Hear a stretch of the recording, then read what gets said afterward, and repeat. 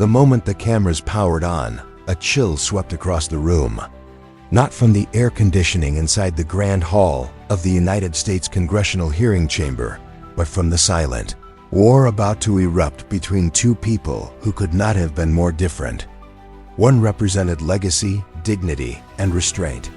The other, ambition, control, and media power.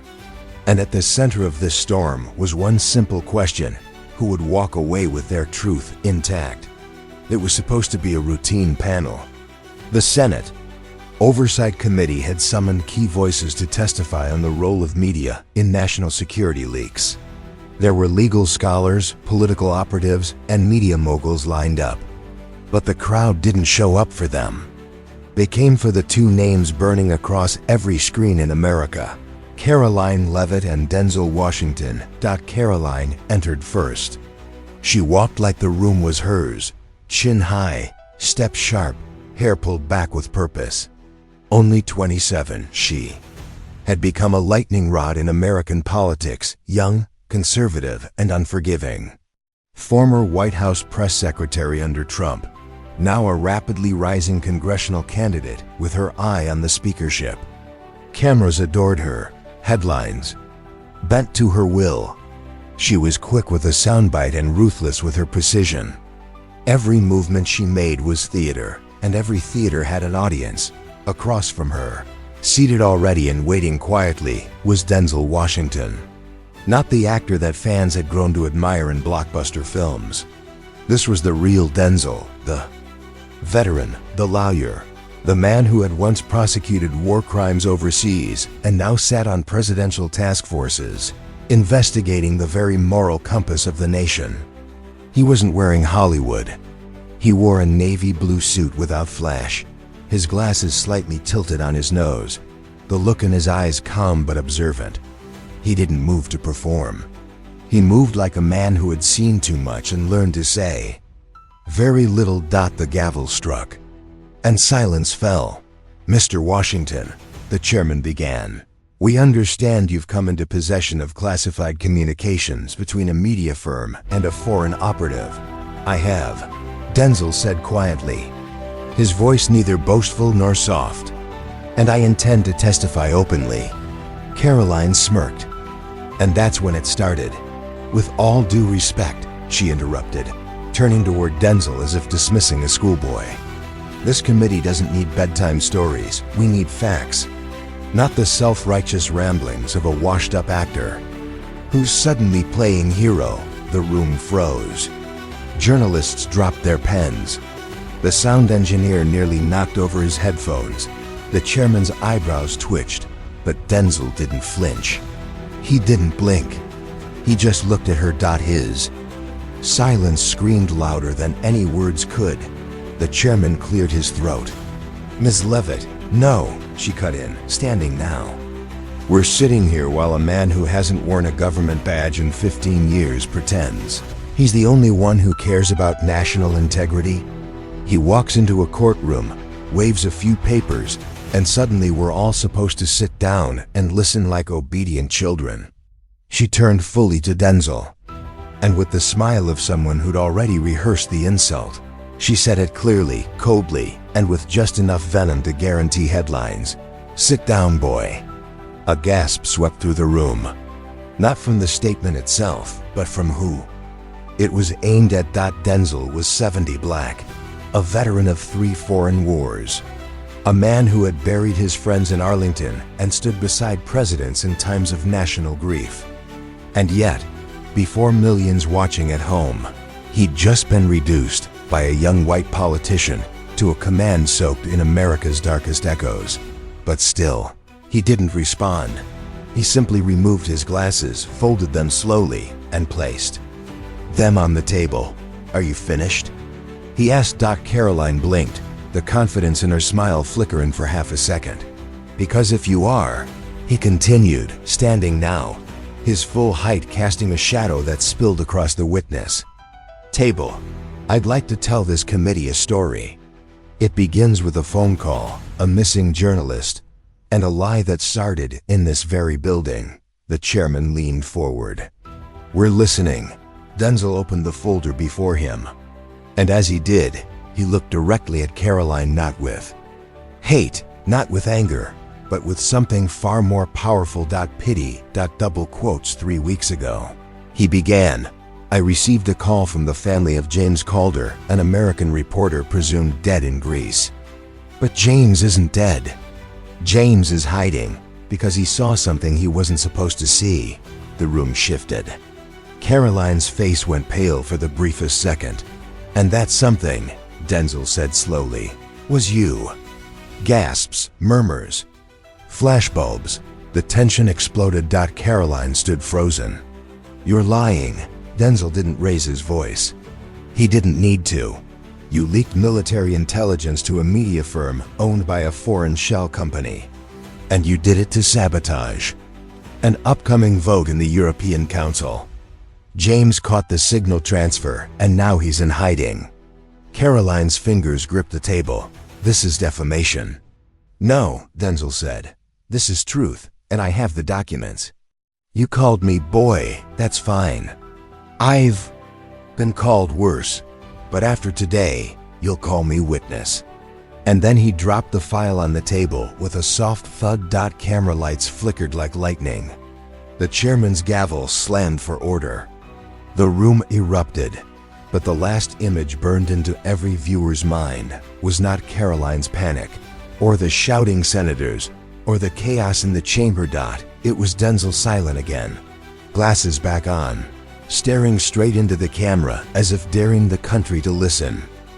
The hearing room emptied slowly, but America didn't move on. Not this time. Within minutes of Denzel dropping that classified folder, every major outlet flipped into overdrive. Cable news anchors sat wide-eyed, barely blinking as the live footage replayed in endless loops. The clip of Karoline Leavitt saying, "Sit down, boy," played back-to-back with Denzel's calm but devastating answer. It wasn't just television. It was wildfire. The internet surged with outrage, support, conspiracy theories, and desperate spin. Denzel didn't stop to bask in it. As reporters screamed his name and camera crews chased him down the marble steps of the Capitol building, he said nothing. He moved slowly, not from weakness but from control. He knew how perception worked. And this moment wasn't just about a courtroom clash. It was about a country asking itself who it really believed. Outside, a black SUV did. Inside was Maya Wells, Denzel's longtime advisor and a former intelligence analyst. She'd seen regime changes in 3 continents and could read the world like a chessboard. She didn't say hello. You just lit a match under Washington, she said, typing rapidly on her tablet. And I don't know if we're ready for the fire. Denzel sighed as he removed his blazer. I didn't start the fire. I just stopped pretending it wasn't already burning. She turned the screen toward him. Trending topics, clips, side-by-side comparisons. Karoline's staff already trying to pivot. They're calling you a liar, a washed-up attention seeker. They say the folder you dropped was empty. It wasn't, Denzel replied, his voice calm. And we both know what's inside is bigger than her. Maya nodded, but her face didn't relax. She's going to retaliate. She already has, Denzel said, leaning back. She just doesn't know the cost yet. Meanwhile, Karoline Leavitt sat in the private conference room in her campaign headquarters, surrounded by 6 people in suits and a lawyer with sweat on his collar. The room reeked of perfume and panic. How the hell did he get that file? One advisor barked. More importantly, Karoline snapped. Why is no one fighting back? Her chief strategist, Preston Rudd, stepped forward. A man known for winning dirty and spinning clean. He always had an answer, even when it was built on a lie. Here's what we do, he said, pulling a tablet out of his briefcase. We question the authenticity of the file. We leak a story claiming Denzel had a mental breakdown last year. We bring up that old interview where he said America needs to look itself in the mirror. We paint him as unstable, resentful, and dangerous. Karoline narrowed her eyes. And the journalist?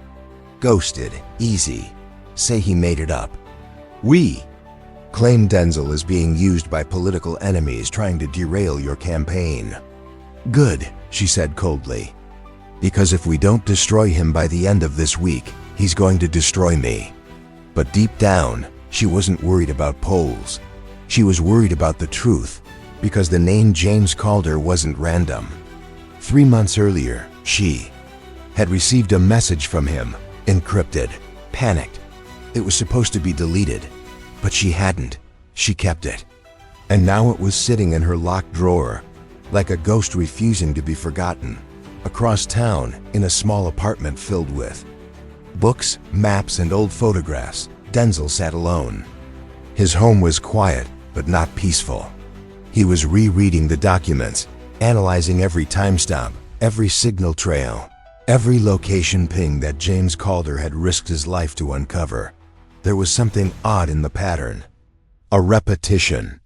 In the file exchange logs that hinted at a third party. A ghost hand behind both Karoline and the media company.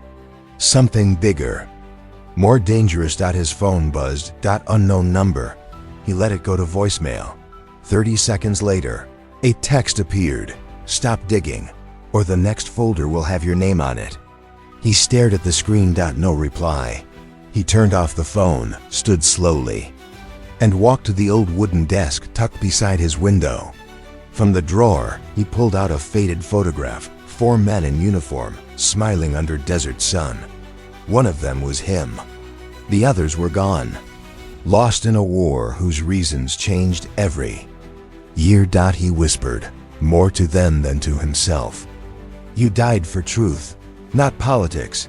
And he swore quietly, I won't let them bury it again. The next morning, the Washington Post ran a headline in bold red. Whistleblower claims explosive proof connects Leavitt to international espionage. More to come. Karoline's team exploded into crisis mode. But it was already too late, because something else was coming. At 3:14 p.m. During a live press conference outside the National Archives, Denzel Washington appeared again. This time, with James Calder's voice recorded and authenticated playing. From a secure hard drive. The press screamed. Karoline's name echoed in the footage. And then, just as the file ended, a shot rang out. Reporters hit the ground. Security swarmed, and Denzel stood frozen, blood on his sleeve. Not his. Maya. She had been standing right beside him. And now she was on the pavement. The chaos outside the National Archives looked like a scene from a war zone. Sirens screamed. Officers in riot gear swarmed the plaza. Camera crews ducked behind barricades. The media had arrived to cover a press statement. Instead, they were now witnessing a live political crime scene. Maya lay on the ground, her white blouse soaked in red, her lips trembling.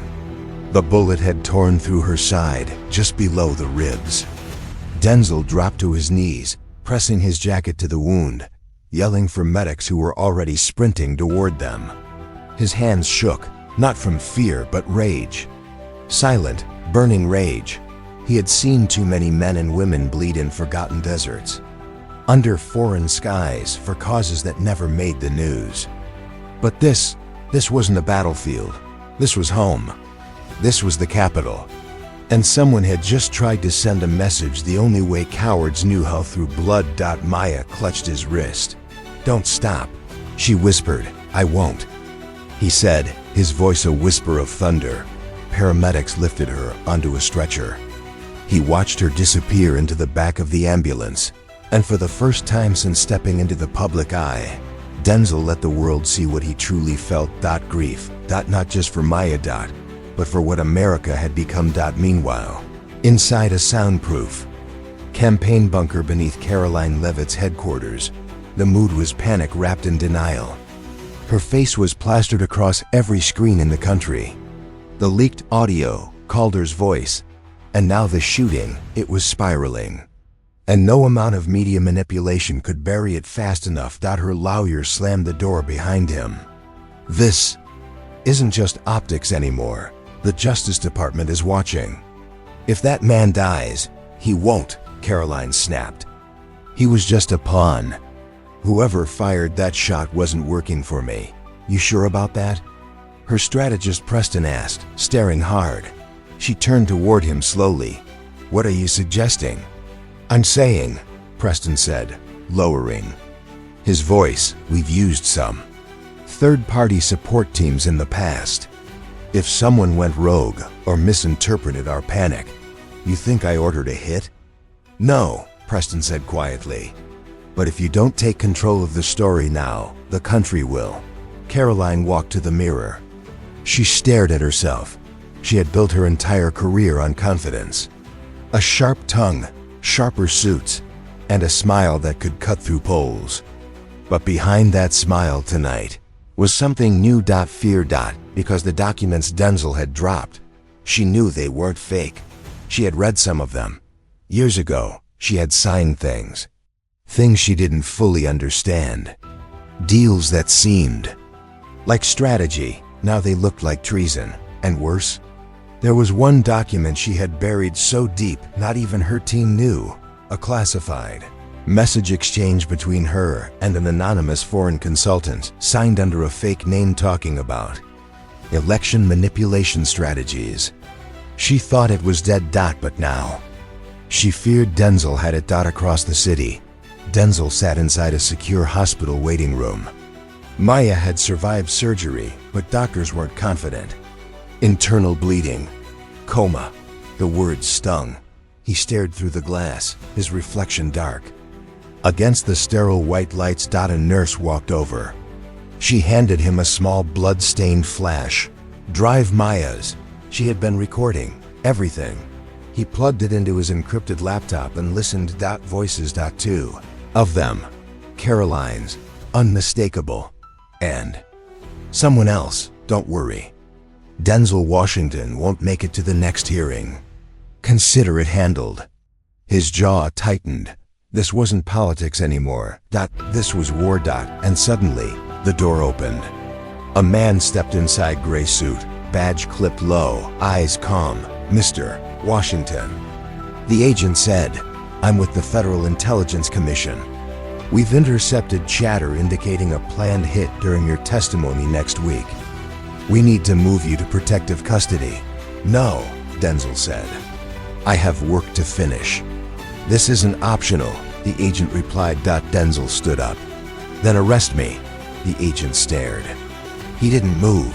You don't get it, Denzel said, walking closer. I'm not afraid to die. But if I disappear now, they win. And if Maya doesn't wake up, I'll be the only one left who knows what they've done. He paused. They tried to shut me up. Now I'm going to make sure the whole country hears me. The agent nodded slowly. Then we'll keep you alive. Long enough to make them regret it. Back at Karoline's HQ, Preston handed her a sealed envelope. This was delivered anonymously, no return address. No tracking. She opened it. Inside one photo. It was her, shaking hands, with a man whose face had been blacked out, but she recognized the watch on his wrist, because it belonged to a man who wasn't supposed to exist anymore. A man who could connect every lie she had ever told. She dropped the envelope, breath shallow. Get me flight clearance, she whispered. Private jet. Tonight. Karoline. Preston started. Do it. And just before boarding the jet, she looked at her phone. A text blinked across the screen. You can't outrun a voice. Denzel had just gone live. Across every network. With the truth. Screens across the nation lit up. Not through mainstream news, but something more viral, more dangerous. Denzel Washington wasn't using a press conference this time. He went live on every major platform through an encrypted media hub, bypassing gatekeepers, sponsors, and spin machines. The stream came without ads, without intro music. Just him, sitting in a small dim room, calm, clear, and dangerous. The American people weren't ready. His face filled the frame. The lighting was low, raw, almost like a confession. He spoke slowly, but not softly. Every word felt like a hammer breaking through walls of polished lies. Tonight, he began. "I'm not speaking as an actor, or a soldier, or a lawyer. I'm speaking as a citizen, as a witness, as a man who has seen too many good people silenced." He paused, leaned forward, and, "Tonight, I will not be silent." Viewers leaned in from living rooms, airport lounges, and prison cells. Soldiers watched from bases. Students streamed it in dorms. Even political enemies paused to listen. Because this wasn't campaign drama anymore. It was survival. "You've heard the name James Calder," Denzel continued. "You've seen the rumors, the clips, the accusations. But you haven't seen the truth." He reached off camera, returned with a small device. "This," he said, "contains communications between a sitting congressional candidate and a network of foreign proxies aimed at sabotaging votes, manipulating digital media, and blackmailing whistleblowers. Tonight, for the first time, you'll hear those messages." And then the audio played. First, it was Karoline's voice, confident, transactional, talking about soft pressure points and suppressing unfavorable narratives. Then came a male voice, thick accent, talking about destabilizing influence through domestic friction. And then the unmistakable phrase, "He's just an actor. Who's going to believe him?" The stream didn't glitch. It surged. Comments exploded. Hashtags flooded. Hashtag #SitDownBoy turned into hashtag #StandWithDenzel. And just as the world began to process what they had heard, Denzel did something no one expected. He brought in someone else. The camera panned to a young woman sitting beside him. Hoodie, dark eyes, hands trembling. She looked scared, but strong. "This is Cassie Brenner," Denzel said. "She was Karoline Leavitt's chief data analyst, and she's ready to speak." Cassie took a breath. And began. "I was hired to run predictive analytics on voter behavior," she said. "But within 6 months, I was rerouting data streams, manufacturing outrage campaigns, and running targeted misinformation ads across swing states. We weren't just guessing how people would vote, we were controlling how they thought." Denzel added softly, "And did Karoline Leavitt authorize it?" Cassie nodded. "She signed off on everything. She said, 'It's not lying if it helps save the country.' But we weren't saving it. We were selling it."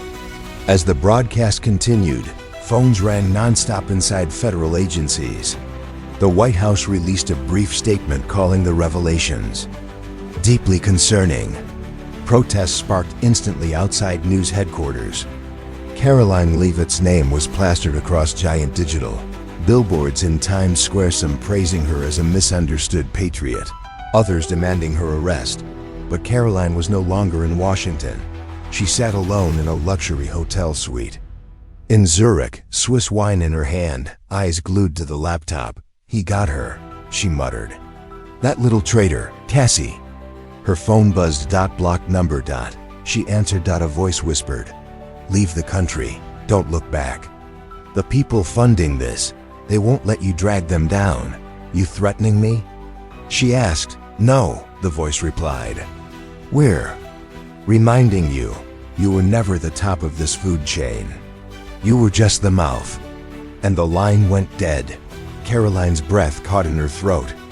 For the first time, she understood what Denzel meant when he said silence could be louder than sound. Back in the United States, Denzel ended the stream with a single line. "They used fear to stay in power. Now we use truth to take it back." But just as the screen faded to black, Denzel's personal phone buzzed again. Unknown number. He answered, expecting another threat. Instead, it was a voice he hadn't heard in 15 years. "Denzel," it said. He froze. "James?" the line crackled. "They found me. I don't have long. The real file, they still don't know. I kept a backup. Meet me where it all started. If I don't show up, you know what to do." And the line went dead. Again. Denzel stared at the phone. He knew what James meant. Where it all started. A cabin in the Blue Ridge Mountains. A place they once called Safe House 12. a place he hadn't been since the operation that cost him everything. The road to the Blue Ridge Mountains stretched like a forgotten promise, quiet, mist-covered, and winding through memories Denzel had tried to leave behind. Every mile took him closer to the cabin where everything had begun and where, he feared, it might all end. He drove alone, no security detail, no cameras, just an old sedan, a duffel bag, and Maya's blood-stained flash drive in his jacket pocket. The night before, he had watched the stream of his own broadcast replay on every screen at a rest stop diner. People had stood and clapped. Others had wept quietly. A few had shaken his hand without saying a word, but he couldn't celebrate. Not yet, because James Calder was still out there. And someone wanted him dead. 30 miles outside of Asheville. Denzel switched off his phone and removed the GPS tracker Maya had slipped into his coat months ago, just in case. It wasn't paranoia anymore. He was being watched. He could feel it. The rearview mirror showed a black SUV, 2 cars behind. Same make, same distance for the past hour, unmarked, quiet, deadly. At mile marker 212, he pulled onto a dirt road. The trees closed in like an ancient cathedral. The silence was complete. No birds, no wind, just memory. The cabin came into view. Safe House 12, built during his early intelligence years, tucked between national forest and federal blind zones. He approached slowly, cautiously, hand near his sidearm. The door was cracked open. Inside, dust swirled through slanted sunlight. Maps, old surveillance gear, and emergency rations were still exactly where they'd left them years ago. But something new sat on the table. A burner phone. And a note. I was followed. I couldn't risk it. Listen to the voicemail. You'll understand. Denzel picked up the phone. Pressed play. James's voice came through, shaky, urgent, recorded. Just hours before. If you're hearing this, it means they're close. The real file is with a man named Dr. Silas Morrow. He used to work for them until he saw what they did to his wife. He's the only one who can decrypt the last chain. Find him. Protect him. And Denzel, watch your back. Karoline wasn't the mastermind. She was the bait. Before Denzel could move, glass shattered behind him. A flashbang rolled into the cabin. He, dove. White light. Ears ringing. Shouts in the trees. 3 men in tactical gear stormed the cabin. Denzel rolled behind the kitchen counter, grabbed his duffel, and yanked out an old breaching baton. His sidearm was gone, but muscle memory remained. The first man entered too fast. Denzel met him with one clean strike to the collarbone. Down. The second hesitated. Denzel used that pause to crash a chair into his ribs. The third managed a taser shot. Pain shot through Denzel's shoulder, but he fought it. Old wounds screamed. Joints ached. But somehow he escaped into the trees. He ran, breathed, turned, climbed. The mountain terrain was in his blood. He knew where to vanish. He knew how to turn predators into prey. By the time they realized he'd circled behind them, he was gone. Meanwhile, halfway across the world, Karoline Leavitt sat in a private conference room overlooking Lake Geneva. Her lawyer had gone silent. Her strategist had stopped answering. Her image was crumbling. The networks now called her the most dangerous woman in Washington. And not in the way she once enjoyed. A knock on the door. She opened it to find a man in a sleek gray suit, bald, quiet, unblinking. "Ms. Leavitt," he said, stepping inside without invitation. "I represent the executive shadow board." She froze. "There's no such thing." He smiled thinly. "Of course not." He placed a single briefcase on the table. "Inside," he said, "is a one-time opportunity. You will read a statement on camera. You will discredit Denzel Washington. You will say you fabricated everything to test media integrity. We will forgive your debts. You will receive protection. And in 5 years, you'll be governor of New Hampshire." Karoline stared. "And if I refuse?" Then we send the same men who visited your old campaign treasurer last week. Her heart dropped. Her treasurer had been reported missing. Man leaned closer. You were never in control, Karoline. But you were useful. Don't become disposable. He walked out, leaving the case behind. She opened it. Money, documents, a contract, but on top was a photo. Her brother. It was taken that morning. They were threatening her family now. Back in Virginia, Denzel arrived at a remote clinic hidden in the Smokies. Dr. Silas Morrow was a retired cryptographer who once built the very algorithm now protecting the files James Calder had stolen. Silas lived off-grid, now paranoid, sick, and watching every shadow.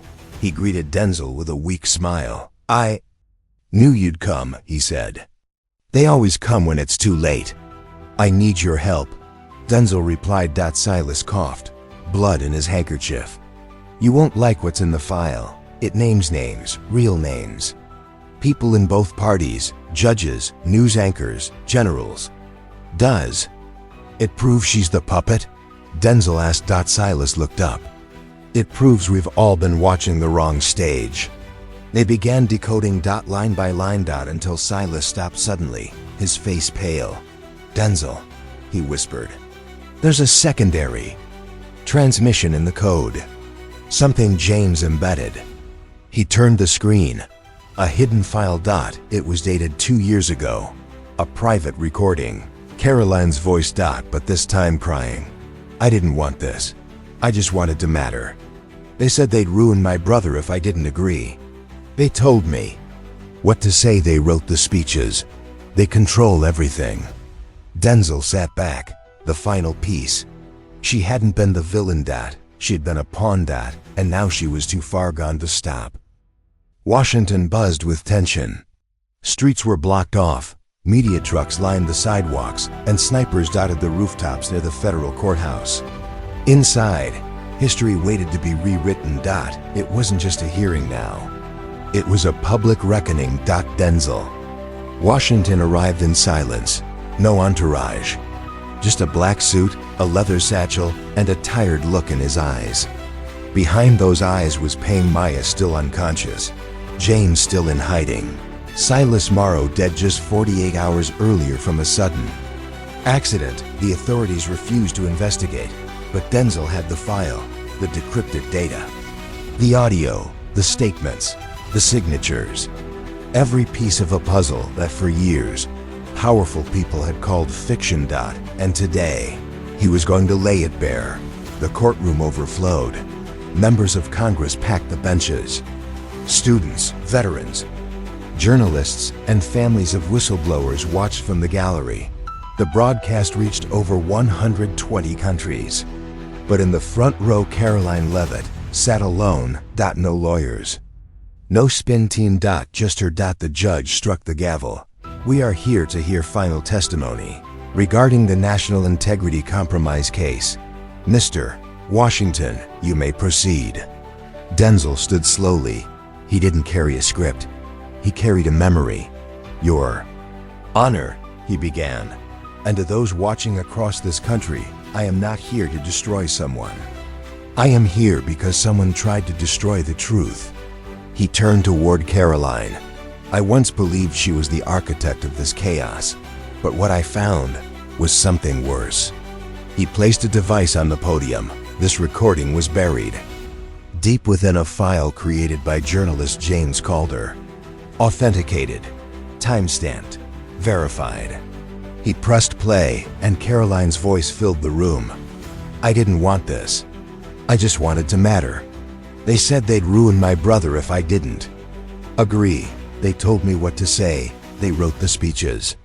They control everything." Gasps, murmurs, flashes of disbelief. Karoline's face went still. No tears, no rage. Just relief. As if a weight had finally broken loose from her spine. The judge nodded. "We will recess to review the documents." But Denzel wasn't done. "Before you leave," he said, his voice rising slightly, "let me say something to every citizen watching." The room went silent again. This wasn't about red or blue. This was about control. about making us hate each other while they sold the floor beneath our feet. And the real enemy? They hide behind boardroom doors. They wear suits, not uniforms. They don't bleed, they bank. He turned toward the camera. But you do have power. Not in clicks, not in hashtags, in courage. Courage to speak, to ask, to not sit down when someone tells you to. He paused. I was told to sit down, boy. I didn't. And because I stood, the truth did too. Then he sat in the courtroom. Burst into something rare, not applause, but silence, deep. Respectful silence, like a wound finally breathing. Days later, the committee issued its final ruling. Multiple resignations followed. Several high-ranking media and political figures were placed under federal investigation. Whistleblower protections were strengthened. Karoline Leavitt turned herself in voluntarily, not as an admission of guilt, but as a demand to testify against those above her. She never asked for forgiveness, but she gave the country something more important. Proof. Denzel visited Maya every day. One morning she woke up. Did we win? She whispered. He smiled. We told the truth. That's enough for now. Months later, in a ceremony watched by millions, Denzel Washington was awarded the Civilian Medal of National Honor, not for his fame, but for his courage. He declined a permanent government role, declined a book deal, refused Hollywood adaptations. Instead, he opened a small foundation called Karoline Stand Up. Its mission was simple: protect truth-tellers, fund investigative journalism, and teach young people the difference between noise and voice. And every year, on the day he gave that final speech, classrooms across America watched his testimony again, not because it was dramatic, but because it reminded them that truth, even when silenced, always finds a way back to its feet.